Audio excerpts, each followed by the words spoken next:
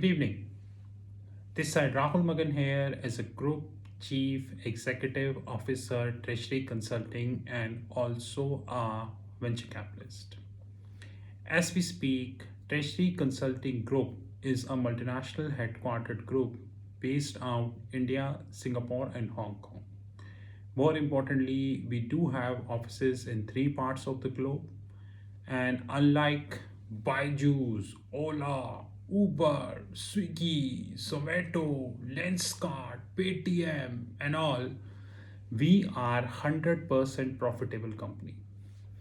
As a hedge fund, we take positions in equities, currencies, commodities, crypto. But having said that, we are a proprietary hedge fund. Now, which means none of the investments made by our fund is backed up by a third party capital or a third party, which includes private equity or a venture capitalist or other investor. 100% positions of our fund is backed up by our capital. Not a single dollar position is backed up by anybody. Functionally speaking, just like American hedge funds, we do operate in majority of the asset classes, and probably in 2022 and 23 we intend to increase lot of asset classes also. We might be going offshore. Offshore means we might be starting investing in US and European markets in 2022 and 23. Apart from that, we have our paid news desk, we have our paid training programs, our Sheetal Academy, our private placement programs, our family office desk, our pension fund desk, and lots of product. In case you wish to have any information, you can definitely WhatsApp on my personal number, which is +91 9899242978. Alternatively, you can WhatsApp at my back office, which is +91 9818485155. I repeat, +91 9899242978. Today, our Treasury Management System desk is going to be starting a new series. And in this series, which would definitely be a problem for many people across the globe, we would be challenging the status quo, which is Treasury Management Systems. And in this, we would be challenging the Murex, we would be challenging the Calypso, we would be challenging the other treasury management systems in the globe. This is the beginning of the new series which we are starting today. Treasury Consulting is hereby challenging the existing treasury management systems. Now, before I start, let me first spare 2 to 3 minutes in explaining what do you mean by a treasury management system. So basically what happens that in a big organizations, specifically like a hedge fund, PIMCO, Vanguard, big financial institutions, Prudential, big exchanges, SGX, big corporates like Samsung, Apple, there is a dedicated treasury, and the size of that treasury is very huge. Rather, it is so huge that one person or a team cannot handle the treasury department. So let's take an example of Goldman Sachs. Goldman Sachs, as we speak, is having an asset base of near about $1 trillion. Now, $1 trillion of asset base, and the market cap of Goldman Sachs is multi-trillions. So this is a very huge bank. Hardly 2, 3, 4 countries where Goldman do not operate, where practically business is not possible. But apart from that, Goldman do operate almost everywhere. US is their principal country, Europe they operate, Hong Kong they operate, Singapore is a leading financial center for Goldman, India they do operate, Dubai, everywhere Goldman operate. So whole globe they operate. Now, can one person or two person handle the treasury department of the Goldman? Definitely not. It's a bank with a $1 trillion of an asset book. How can a one person, two-person, or a team handle the treasury department? You need to have country-wise team. Example, one team who is handling US, one team who is handling Europe, one team who is handling Asia Pacific, one team who is handling Singapore. Such a big bank. Now, what happens when the size of these banks, just like you have Goldman, JP Morgan, Citi, UBS, Deutsche, Barclays, PIMCO, Vanguard, big companies like Samsung, Apple, and big conglomerates, you need to have systems in place which take the treasury data. And these systems cannot be Excel based, by the way. If you're thinking these systems are Excel based, then we are idiots. Because if we work on Excel, then we are bound to lose.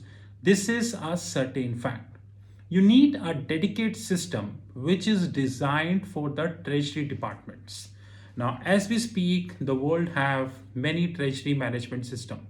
By the way, this system is known as treasury management system. Now, there are many legacy based products which we have. I repeat, legacy based products. Now, legacy based product means that they are continuously running or year on year basis.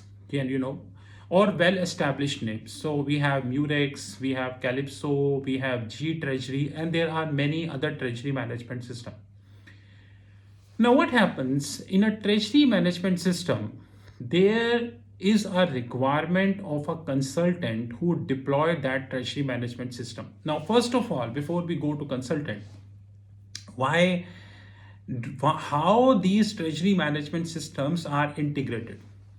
All the names which I mentioned and which I cannot mention because we have Goldman, JP, Citi, Deutsche, Barclays, UBS, Apple, Samsung, PIMCO, Vanguard, Janus Henderson, such big names. They have ERP. ERP stands for Enterprise Resource Planning. Now, some use SAP, some use Oracle, some use SAP or Oracle and their proprietary ERP. Now, proprietary ERP means they are not completely dependent on SAP and Oracle. They have their own inbuilt system also. Because the names which I'm mentioning are having huge data set. Like Goldman is 150-year-old setup, and my favorite bank. Everyone know. I am pro Goldman, and assume the data they have 150 years. It would be tons of data they would be sitting on. Now that tons of data cannot be in the ERP. They need to retrieve data. They might be dependent on SAP or Oracle, but definitely they would have their proprietary systems also. Because data is the lifeline of these banks. They cannot survive without the data. Now we have seen in 2020 when Corona hit the world, immediately all these big boys, they launched the apps. They immediately went online. Within fraction of weeks, they went online. They have the capability, money, technology, and everything. Now, when the treasury management system is being ordered, example Murex, then that needs to be integrated with the ERP. Now, here we are throwing the first challenge. Now, challenge is that all these organizations which I mentioned, they take positions in the FX market. Sometimes they take proprietary position, which means their own capital. Sometimes they take position of their clients, which is known as the interbank. Now, client position is further divided into two parts. Number one, either they have a match, which is standing, or they are acting as a middleman, or they are taking a non-match prop. Example, I give you simple. So, what is prop? Now, prop means Goldman is having its own capital. Goldman is standing on huge capital. Now that capital cannot be set idle, right?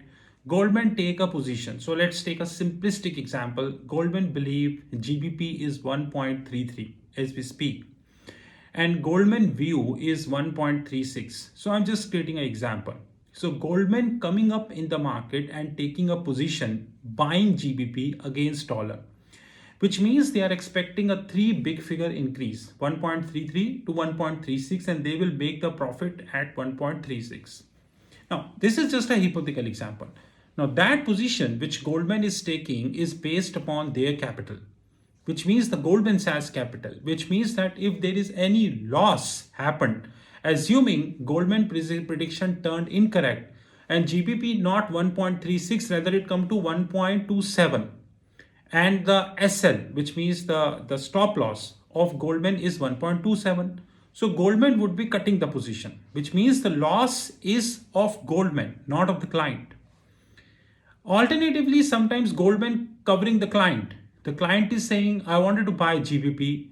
Goldman buy the GBP, and they have alternate client who wanted to sell the GBP, which means it's a matchmaking. One is buying, one is selling. In between is the Goldman. It's a matchmaking. Sometimes Goldman buy. For one client, they don't have the offset client. They hold in their books, wait for the offset client, and let the offset client come. They settle the transaction. This is how majority of the bank works. Foreign exchange, the simplest contract in the world of foreign exchange is the FX forward.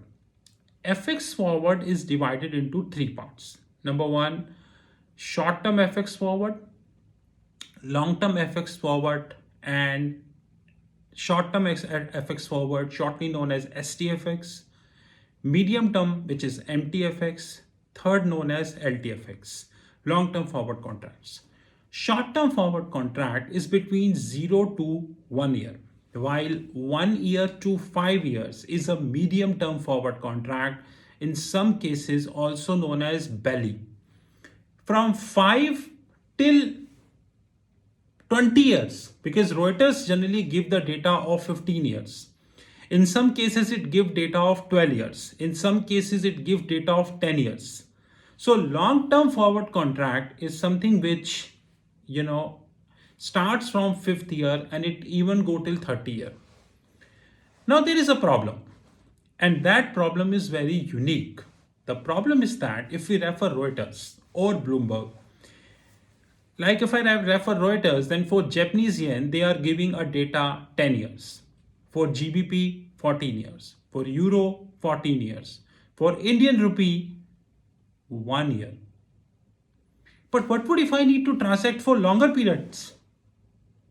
I can't tell to my client that, guys, for Indian rupee, I have a premium till 1 year. Now that is why it is said that Reuters premium, a section is being dealt. This is called dealt rate, which is on the screen. One is called quoted, which means that